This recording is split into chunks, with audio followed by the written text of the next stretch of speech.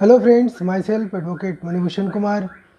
आज हम डिस्कस करेंगे एग्रीमेंट के बारे में। एग्रीमेंट क्या होता है, एग्रीमेंट कैसे बनाया जाता है, एग्रीमेंट का फंक्शन क्या है, एग्रीमेंट का उद्देश्य क्या है। आज हम इन्हीं सभी चीज़ों पर डिस्कस करेंगे। चलिए स्टार्ट करते हैं। देखिए, आप मेरे स्क्रीन पे देख सकते हैं एग्रीमेंट का मतलब क्या है। एग्रीमेंट का मतलब है प्रत्येक वचन या वचनों का प्रत्येक समूह जो एक दूसरे के लिए प्रतिफल का निर्माण करते हैं, एग्रीमेंट कहलाता है। कहने का मतलब क्या है कि एग्रीमेंट कब बनता है। अगर एक आदमी ने प्रपोजल किया, मतलब एक आदमी प्रपोज कर रहा है कि आप मेरा सामान खरीद लीजिए 10,000 रुपये में, और दूसरा आदमी उस प्रपोजल को एक्सेप्ट कर लिया कि हाँ, मैं आपका सामान 10,000 में खरीदूँगा एक निश्चित तिथि को।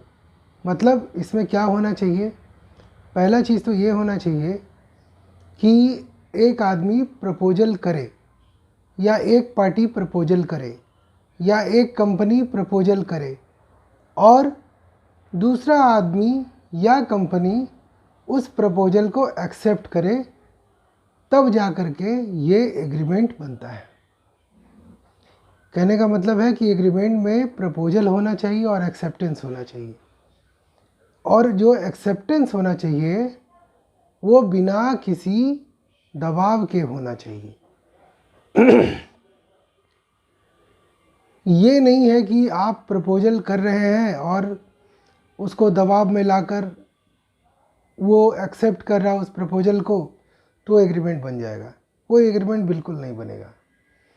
एग्रीमेंट में एक आदमी प्रस्ताव करता है तो दूसरा आदमी उस प्रस्ताव को स्वीकार करता है, तब वो एग्रीमेंट बनता है।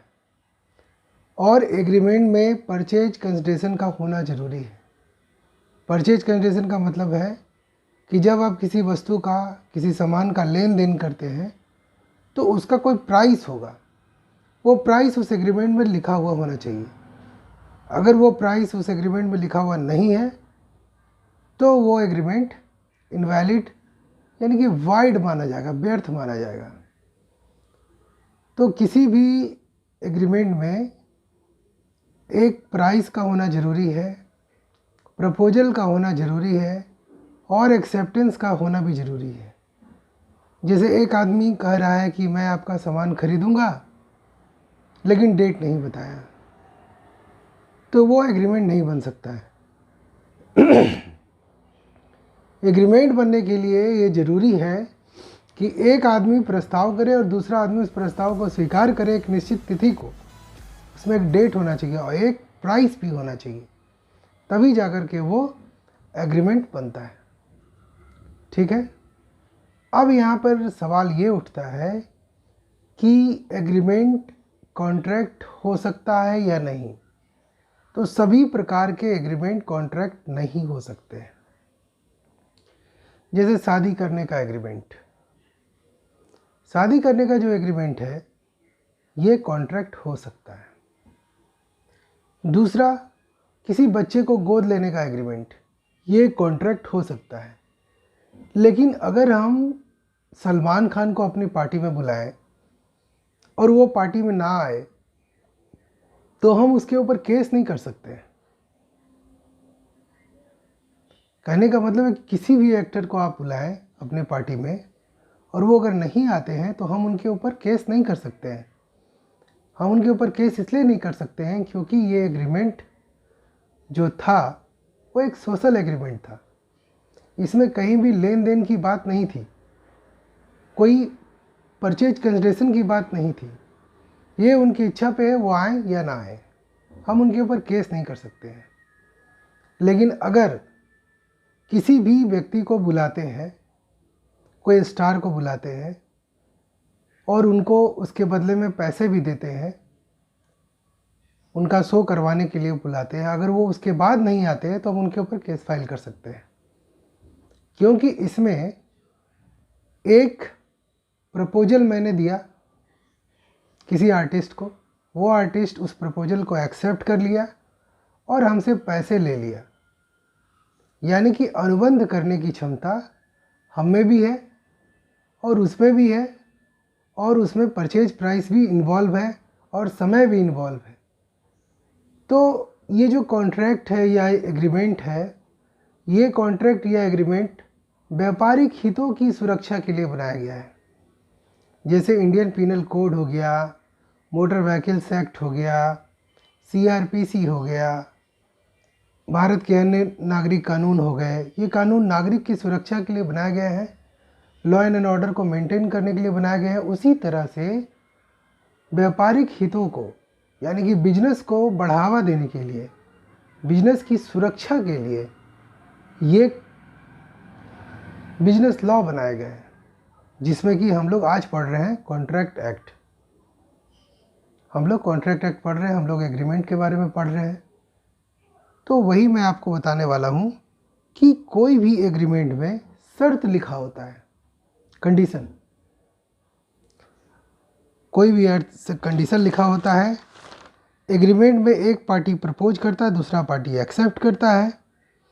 और एग्रीमेंट अगर इनफोर्सेबल बाय लॉ है, इनफोर्सेबल बाय लॉ मतलब कोई भी एग्रीमेंट हो या कॉन्ट्रैक्ट हो, अगर एक आदमी उसको एक्सेप्ट कर रहा है और दूसरा आदमी उसको प्रपोज कर रहा है और उसमें परचेज प्राइस इन्वॉल्व है और उसमें एक डेट इन्वॉल्व है, तो उस कंडीशन में वो एग्रीमेंट कॉन्ट्रैक्ट में कन्वर्ट हो जाएगा, क्योंकि उसमें इन्फोर्सेबल बाय लॉ है। इन्फोर्सेबल बाय लॉ का मतलब कि कानून के द्वारा परिवर्तनीय है, यानी कि अगर आप उस एग्रीमेंट को ब्रेक करेंगे या कॉन्ट्रैक्ट को ब्रेक करेंगे तो आपके ऊपर कानूनी कार्रवाई हो सकती है। ये है कॉन्ट्रैक्ट। इसीलिए ये कहा गया है क्वेश्चन में कि all agreement are not contract but all contract are agreement. जितने भी कॉन्ट्रैक्ट हैं वो कैसे बनते हैं? कॉन्ट्रैक्ट बनाने के लिए हमको क्या चाहिए? एक प्रपोजल। एक आदमी प्रपोज किया, दूसरा आदमी एक्सेप्ट किया, परचेज कंडीशन उसमें इन्वॉल्व किया। उसके बाद एक समय दिया गया कि इस समय में उसको स्वीकार किया जाएगा, इस समय में वो कॉन्ट्रैक्ट पूरा हो जाएगा। तो कॉन्ट्रैक्ट में क्या होता है कि लायबिलिटी क्रिएट होता है, राइट्स भी क्रिएट होता है और लायबिलिटी भी क्रिएट होता है। यानी कि कॉन्ट्रैक्ट में अधिकार होता है और लायबिलिटी भी होता है। जैसे आप एक घर को खरीद रहे हैं, उस घर का दाम मान लीजिए 40 लाख रुपए है, आपने 20 लाख रुपए दे दिया। 20 लाख रुपए और जैसे ही आप देंगे, रजिस्ट्री आपके नाम पे हो जाएगी और उस घर का सेल करने का राइट आपके पास हो जाएगा, उस घर में रहने का राइट आपके पास हो जाएगा। और अभी आप चूँकि 20 लाख रुपए दिए हैं, 20 लाख रुपए और अभी आप देंगे, तो उस कंडीशन में 20 लाख रुपया और देने की जिम्मेवारी आपके ऊपर है। मतलब कि 40 लाख दाम है, 20 लाख आप दे दिए, तो 20 लाख का लायबिलिटी अभी आपके पास है, आपको 20 लाख रुपए देना है, ये आपका लायबिलिटी है। और अगर आप 20 लाख पूरा दे देते हैं, यानी 40 लाख टोटल दे देते हैं, और वो घर का चाबी आपको मिल जाता है, रजिस्ट्री आपके नाम पे हो जाता है, तो राइट्स भी आ गया। तो कहने का मतलब ये है कि एक कॉन्ट्रैक्ट्स में लायबिलिटी भी क्रिएट होता है और राइट्स भी क्रिएट होता है, और वो कॉन्ट्रैक्ट इन्फोर्सेबल बाय लॉ भी होता है। तब उस कंडीशन में यहाँ पर कॉन्ट्रैक्ट एक्ट बनता है। आप हमारे स्क्रीन पे देख सकते हैं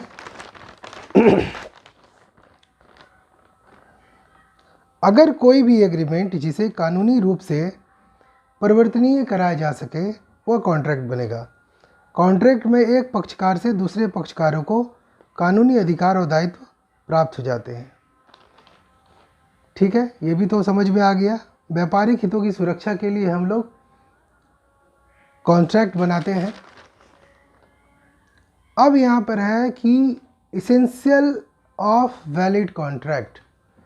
एक वैलिड कॉन्ट्रैक्ट के लिए कौन कौन सा पॉइंट है, क्या होना चाहिए, किस चीज़ को हम वैलिड कॉन्ट्रैक्ट मानेंगे? सबसे पहले एक से अधिक पक्षकार होना चाहिए, यानी कि polarity of A parties,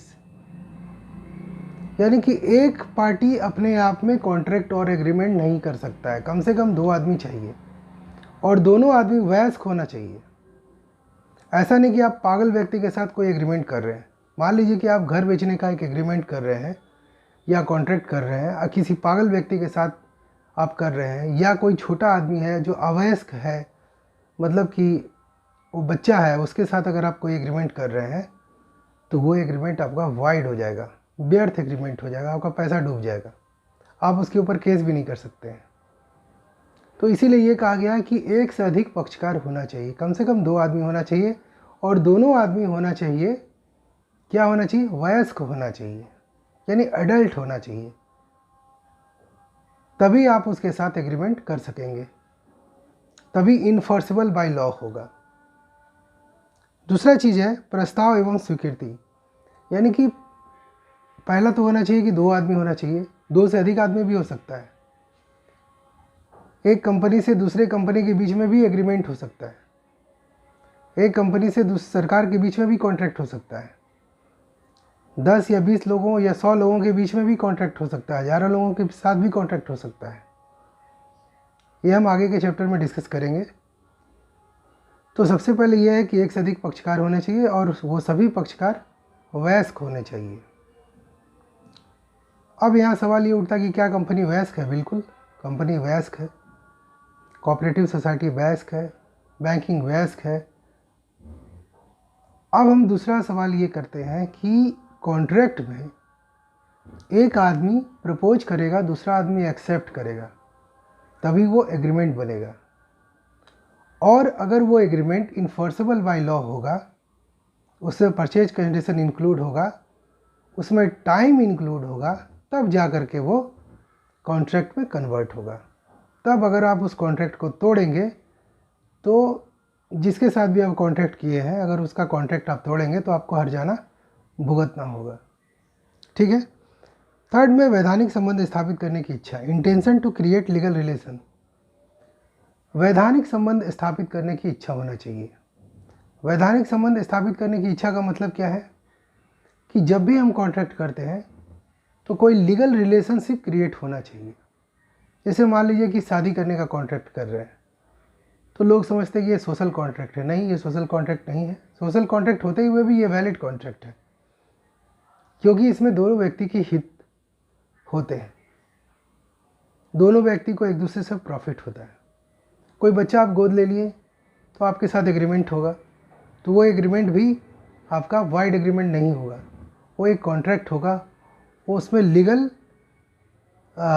essential शामिल है, उसमें intention to create legal relationship है।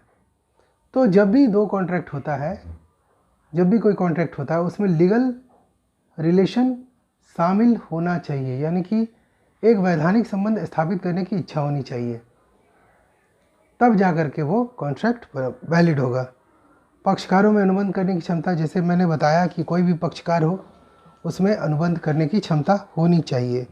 ऐसा नहीं कि कोई पक्षकार अगर नाबालिग है आप उसके साथ अनुबंध कर लेंगे तो वो अनुबंध वैलिड माना जाएगा, वो अनुबंध कभी भी वैलिड नहीं माना जाएगा।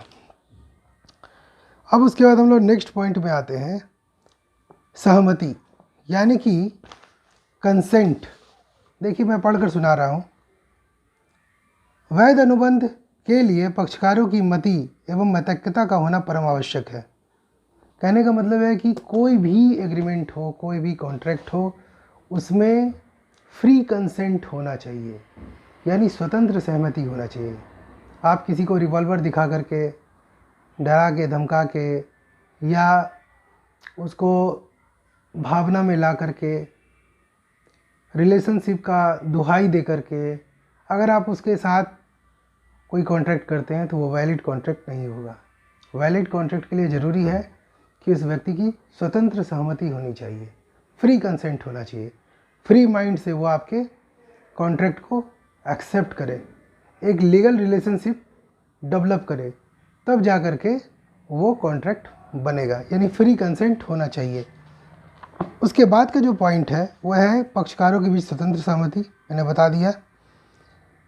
उसके बाद है वैधानिक प्रतिफल, यानी कि एक प्रतिफल का होना बहुत ज़रूरी है। प्रतिफल का मतलब क्या हो गया?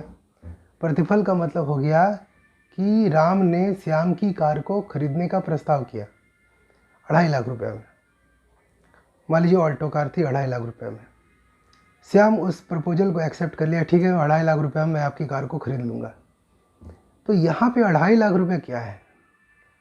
2.5 लाख रुपया श्याम के लिए परचेज कंसिडरेशन है और कार जो है वो श्याम के लिए है। कहने का मतलब है कि राम ने श्याम को कार बेचने का प्रस्ताव किया।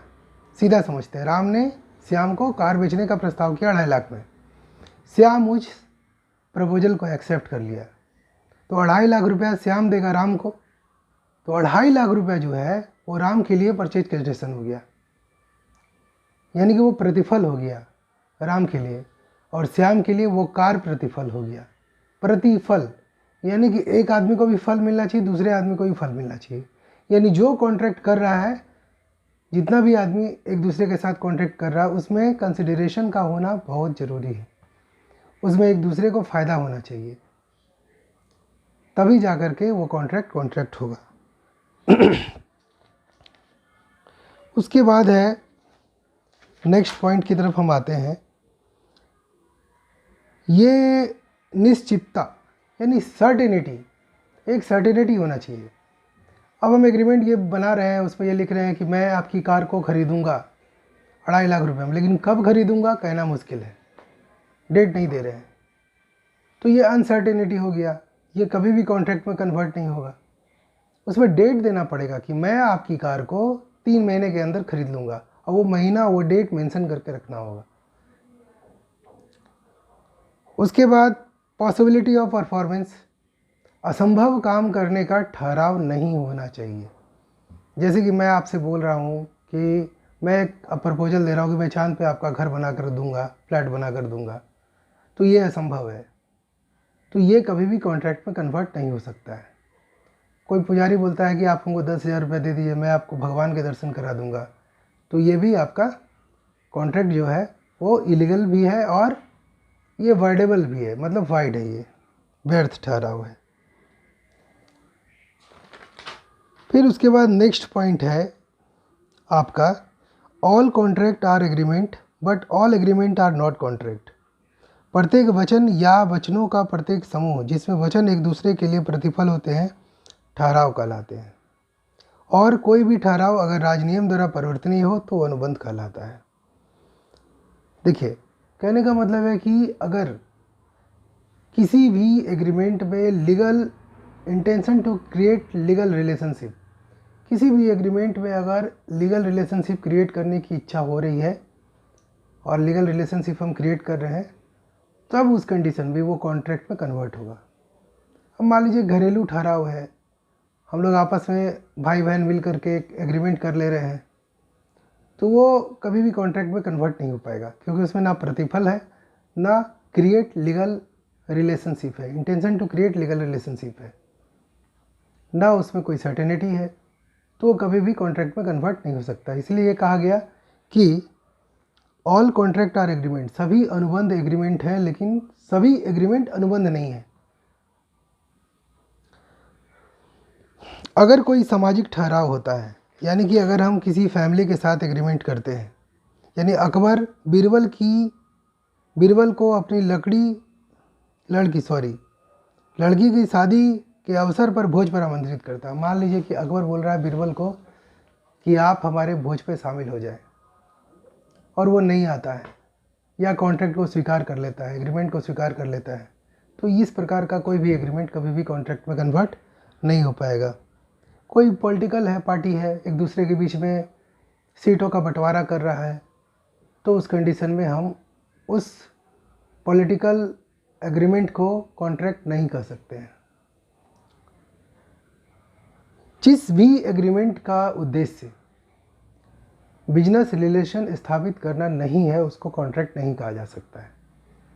कॉन्ट्रैक्ट में बिजनेस रिलेशनशिप स्थापित करना जरूरी है। बिजनेस रिलेशन होना चाहिए, एक लीगल रिलेशन होना चाहिए, तब जा कर के वो कॉन्ट्रैक्ट में कन्वर्ट होगा। स्वतंत्र सहमति के अभाव में किए गए ठहराव, अगर कोई भी एग्रीमेंट फ्री कंसेंट के अभाव में किए जाते हैं तो वो कभी भी कॉन्ट्रैक्ट में कन्वर्ट नहीं हो सकते हैं। बिना प्रतिफल के ठहराव। राम ने श्याम को कहा तुम मेरा काम कर दो। राम ने श्याम को कहा कि तुम मेरा ये कार को धो दो, कार को वॉश कर दो। श्याम उसको एक्सेप्ट कर लिया, लेकिन उसके बदले कोई पैसा नहीं लिया। तो इस कंडीशन में ये एग्रीमेंट तो हुआ लेकिन कॉन्ट्रैक्ट में कन्वर्ट नहीं होगा। क्यों? क्योंकि इसमें प्रतिफल नहीं है।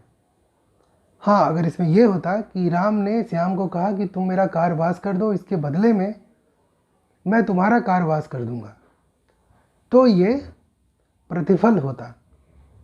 एक दूसरे को इससे बिजनेस रिलेशनशिप डेवलप होता, लीगल रिलेशनशिप क्रिएट होता और एक लीगल लायबिलिटी क्रिएट होता, लीगल राइट्स क्रिएट होता, तब जाकर के वो कॉन्ट्रैक्ट में कन्वर्ट होता।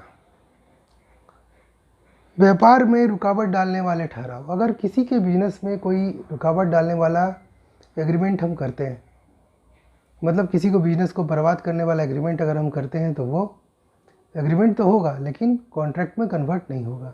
हम उसके ऊपर लीगल रिलेशनशिप डेवलप नहीं कर सकते हैं, ना उसके ऊपर हम कोई लीगल एक्शन ले सकते हैं। भविष्य में अनुबंध करने के ठहराव। हम ऐसा एग्रीमेंट करते हैं कि हम लोग भविष्य में मिल करके कोई बड़ा काम करेंगे। इसमें कोई डेट नहीं है, प्रतिफल नहीं है, तो उस कंडीशन में ये एग्रीमेंट तो है लेकिन कॉन्ट्रैक्ट में कन्वर्ट नहीं हो सकता है। तो आज आपने जाना कि एग्रीमेंट क्या होता है, कॉन्ट्रैक्ट क्या होता है, इसेंशियल ऑफ कॉन्ट्रैक्ट क्या होता है, all agreement are contract but all contract are not agreement, ये आपने समझ लिया। तो आज के लिए इतना ही। नेक्स्ट वीडियो में मैं इसके आगे बताऊंगा। तो अगर आपको मेरा चैनल अच्छा लग रहा है प्लीज़ इसे सब्सक्राइब करें, लोगों के साथ शेयर करें ताकि लोग अवेयर हो सकें। Thank you. जय हिंद।